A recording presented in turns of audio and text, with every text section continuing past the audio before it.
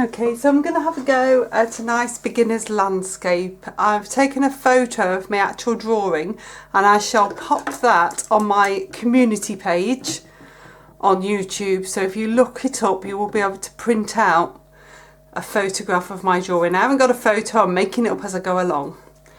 So I'm going to come in, I'll explain the paints as I'm going through. I'm using Saunders Waterford paper, a nice cotton paper. I'm going to wet all the way down to the wall, over all of these distant trees. I'm wetting the sky. I'm going to come around the house. Not too concerned about the chimney because I can wet over that because it's going to be darker. So I'm just going to get a nice even wash coat. I'm going to take 2 layers of wash of water over just to make sure it's nice and wet because it's quite hot here today.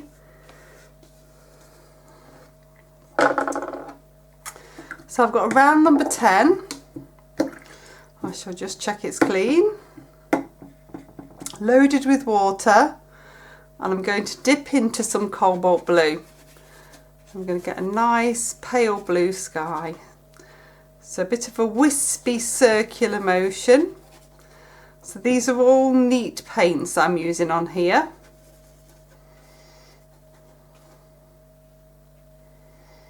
Just get around the sides of the house.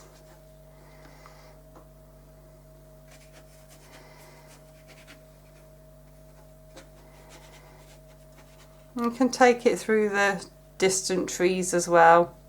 It's always nice to have a little bit of colour.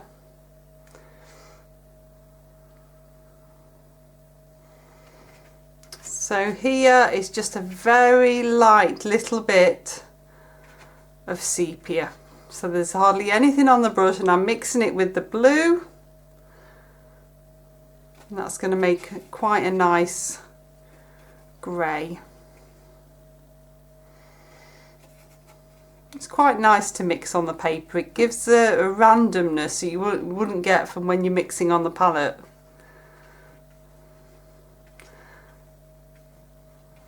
I've done a bit of a techniques video on that. If you look up in the techniques, mixing colours on the palette compared to mixing colours on the paper. Okay, so I'm going to pick up a flat brush now. So this is a 1 centimetre flat. Again, not very clean. And then I'm dipping into some raw sienna and some burnt sienna. So I'm going to go for more warm autumn colours today, just for a bit of difference. And then I'm going to come in, just start to build up on these trees. So this is a bit of raw sienna, a bit of burnt sienna. I'm holding my brush quite vertically and dabbing. In fact, you can hear the dabbing. I'm starting to should get a nice flow. Because the paint's quite thick, it shouldn't flow too far.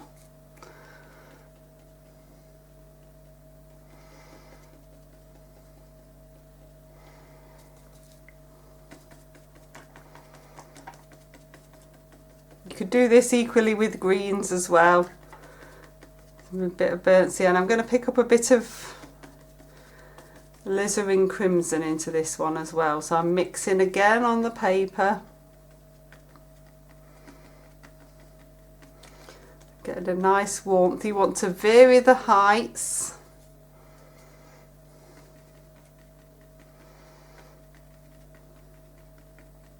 I've got a rough idea of where I wanted to go to with my pencil lines, but I don't mind varying it.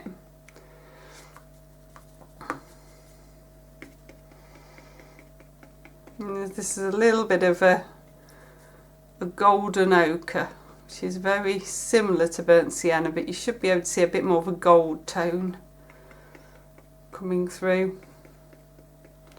So we're going the colours of autumn.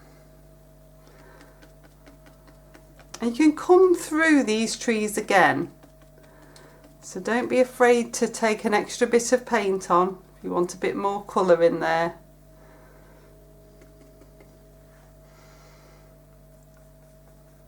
And come back into the sepia and bring a bit of dark towards the bottom. This is all still nice and wet, and a bit of dark towards the bottom here.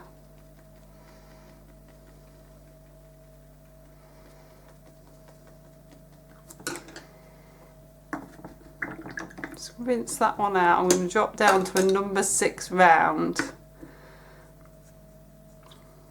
This is back into the sepia. And just bring in a little bit of dark at the bottom of these trees here. I just want to make sure I'm capturing that, bringing it far enough around enables you to just to twiddle it through a little bit. This one's still a little bit wet. I'd like to come back into that in a second. Just pick up a bit of burnt sienna. I've just missed a bit here. I'm just going to get that edge.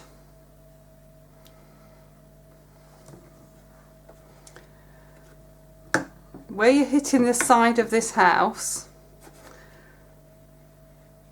I'm just going to wet that edge. So I want that to still stay quite soft. So if I just wet the side of the house, that'll just blend in nicely. So I've got some real nice glows happening now, and I'm just waiting and biding my time because I want to go back in with a little bit more dark, but I need it to just start to settle really. It's a little bit wet still.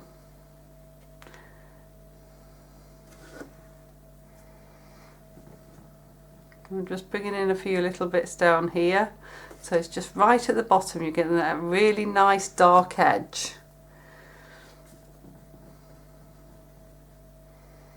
This is the sepia of my round number 6. I'm just dabbing in.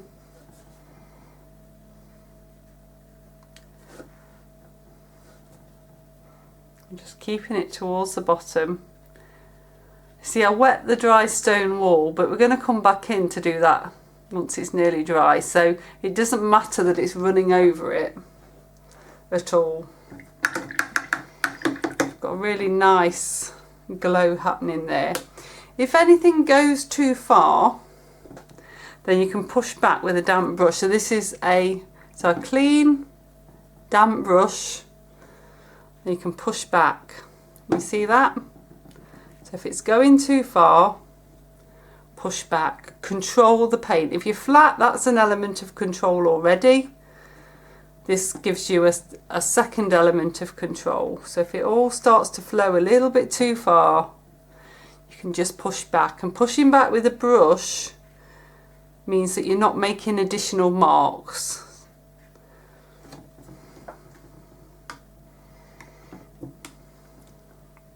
What's nice is the sepia has really started to push out through, and you're getting what looks like tree trunks and branches. It's working really nicely. Just going to push back here a little bit. I just don't want it to be too much of a bloom of the ochre. Don't want it to take over. Okay, so while that's settling, I'll get my round number 10, and I'm going to come on to the roadside. Leave a very fine gap between the wet trees at the back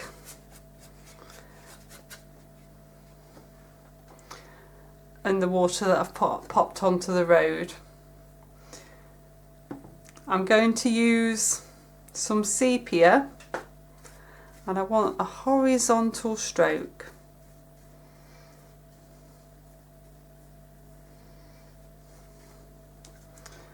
So horizontal is great because it indicates the surface.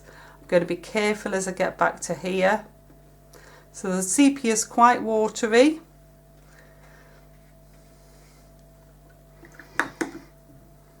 And then I'm going to take a little bit of the cobalt blue in. So just dip into the blue and sweep that back. So I'm going to get a variety of tone.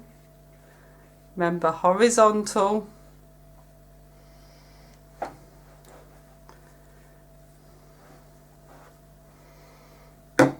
let's gain a nice feel to it. So with my round number 6, I'm going to dip back into the sepia and I'm going to run an edge.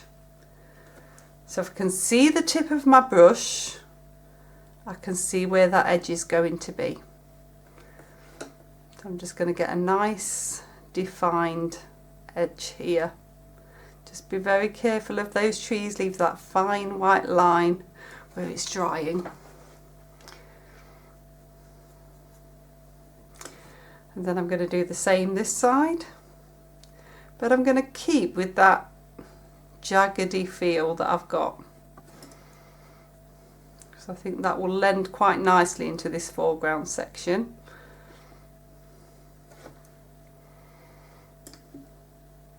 You can smooth it out as it gets further away. Remember, as it goes further away, it's going to get smaller. As it's closer, it's going to get wider. So that's got a really nice feel.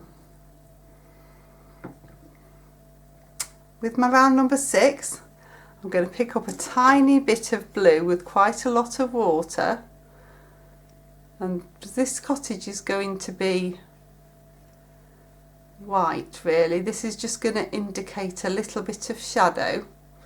And I've chosen this side to be the shadowed side. So I'm just going to pop a little bit on there. And if I take a little bit of the sepia, I'm going to pop that on the side of the chimney where it's going to be shadowed as well.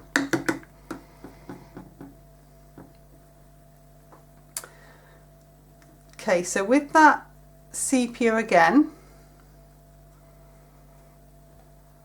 nice and thick on the brush, I'm going to run along now because this should have settled enough for me to come in and indicate this wall. So I just want nice dark colour. I'm just going to bring that along.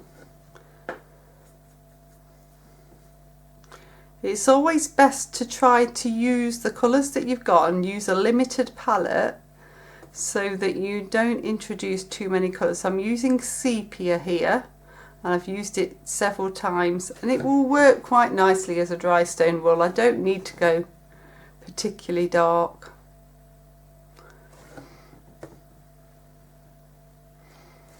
I just want a really nice edge. You can have a little bit more jaggedy in places. Going to get a nice edge to that wall there.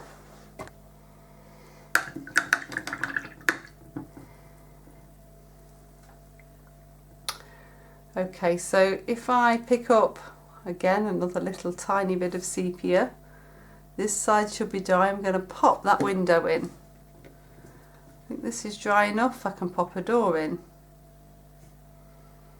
And a window. And a window. So you're just literally dotting on. If I take a little bit of that sepia and a little bit of the blue, tends to be more blue, I'm going to make a grey. And that grey then can be run across the roof line. So if we paint the whole of the roof,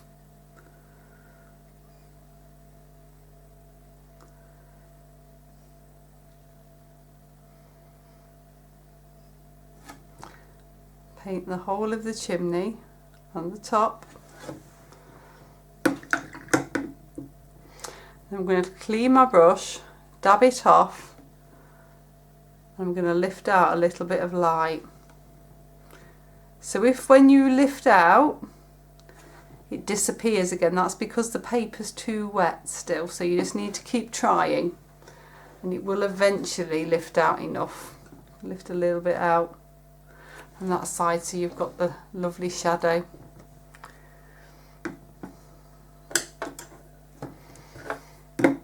Okay, so if I come in this side now with a little bit of water,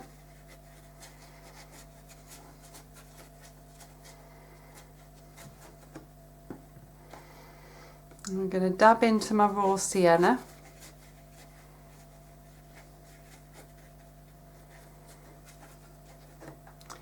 Going to dab in to the gold ochre.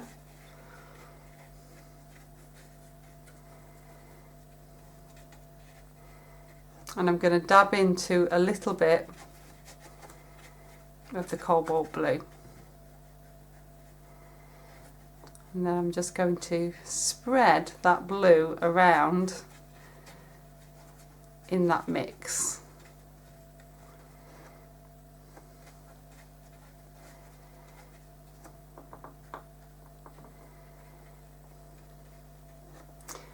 So I'm going with this autumn feel. I don't want it to be too fresh. So over here I've got a bright green on my palette, but I'm not going to use that. I'm going to keep it to these autumn tones. So that's a little bit more of the gold ochre going in there towards the front and the corner.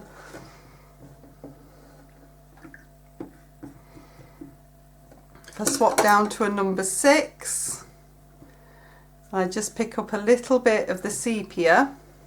Again, that horizontal motion.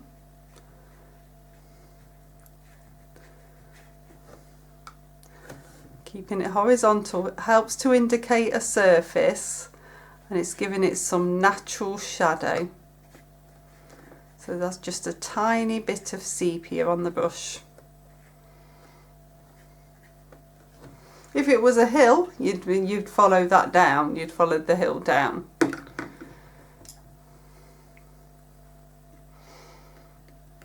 Okay, so that's nearly dry now.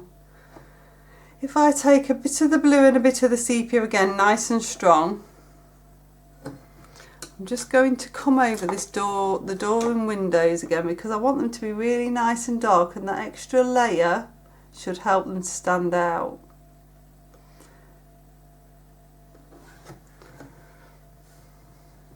I want them to have a little bit of a oomph about them.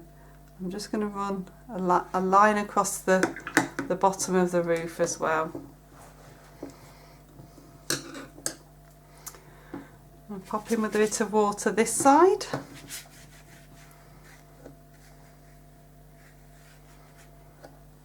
And then the same process, so that's with round number 10. I'm going to start with the raw sienna.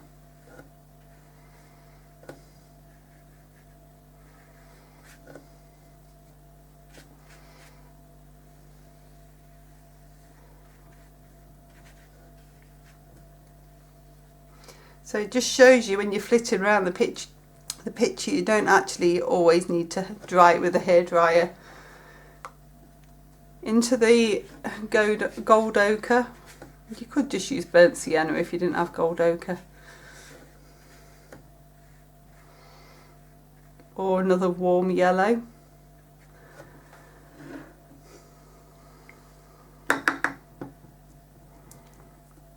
And then touch into the cobalt blue again.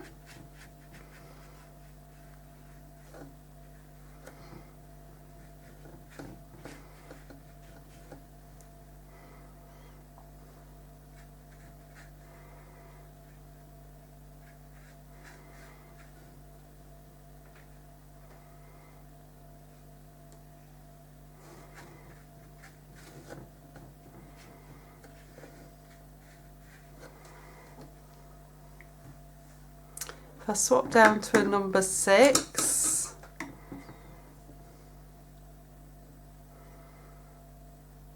and pick up some of the sepia, I'm going to pop in a bit of shadow,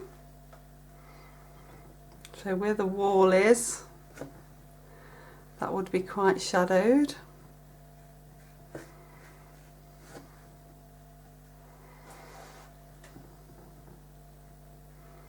Where the house is, it would be quite shadowed. Just along where these trees are. Get a nice shadowed effect.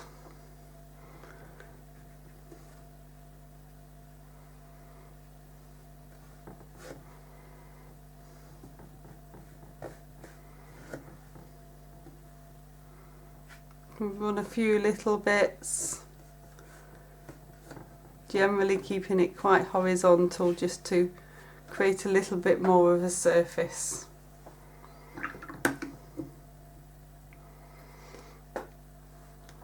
Okay, so I need to pop some shadow onto the road. I am just going to soften in this line, so that's just with a damp brush. It's a little bit hard just on that edge.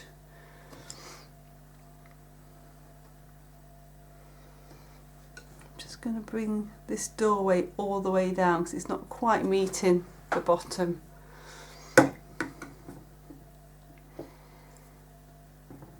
Okay, so I've got a round number 10. I've got my sepia colour.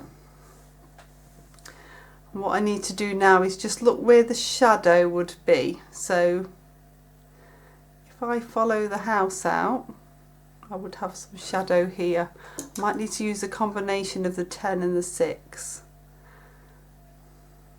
just so that I get a nice shape. Got that bit of shadow there. You don't want the shadow to be so strong that it obliterates the pathway. So a little bit here,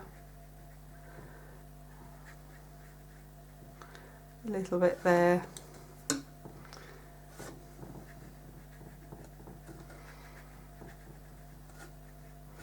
So I'm running through, trying to keep it as horizontal as I can to still help to denote that surface.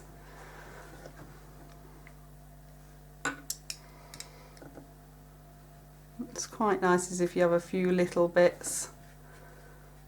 So I'm just catching the brush in places where there might be a little bit of shadow. And then there would be shadow from these trees at the back as well.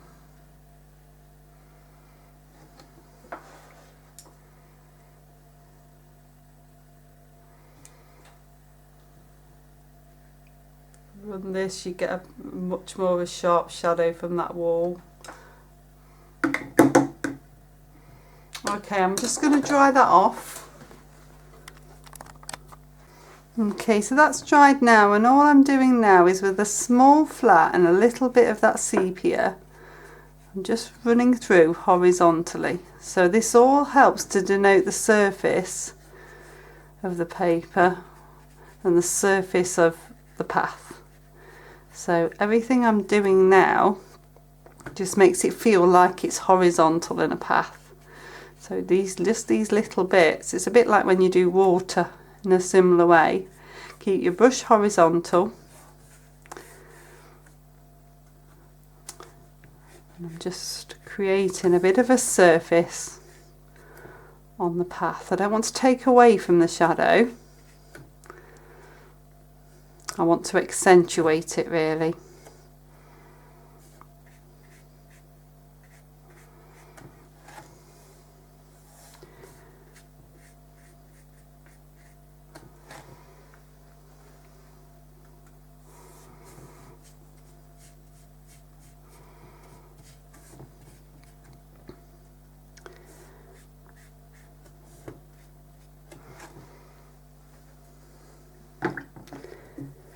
I'll rinse that brush out. I'm going to pick up a little bit of the gold ochre.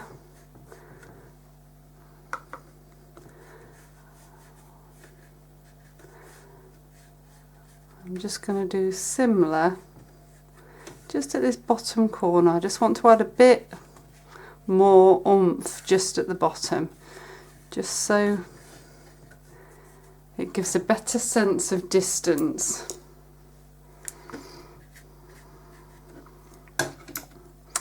This gold colour is really nice. I'm just going to soften, so this is a damp brush, just touching in places so I get some hard lines and some soft lines.